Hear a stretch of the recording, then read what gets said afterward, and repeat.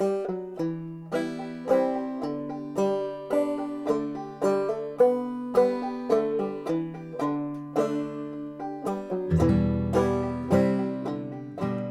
Jeremiah chapter 18, Jeremiah is discouraged. He's a prophet. The people don't want to hear him.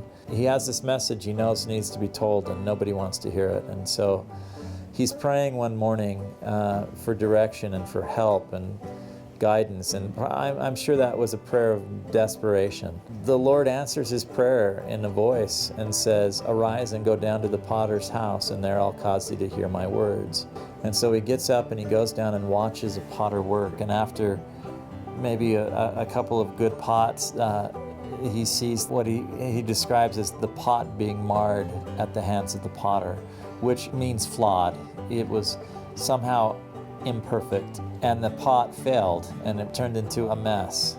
The potter cuts the clay from the wheel, goes back to his work table and re-wedges it, and then brings it back and starts with the centering process again. So a potter has to begin with that centering process to bring everything into center. All the pieces that are flapping around being obnoxious have to come into the point of being at one with the potter and being centered by him. It requires patience from the potter. It requires physical force.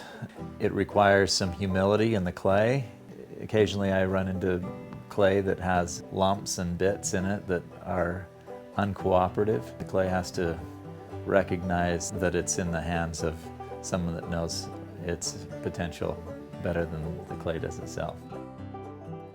At that point, after we have laid that foundation, then we can begin to grow.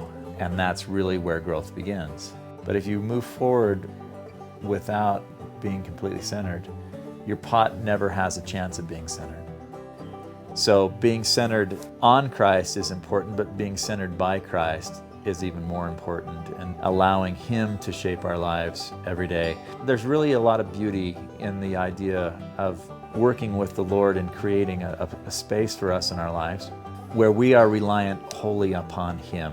We're not reliant upon our parents and their testimonies. We're not reliant upon our bishop and his testimony.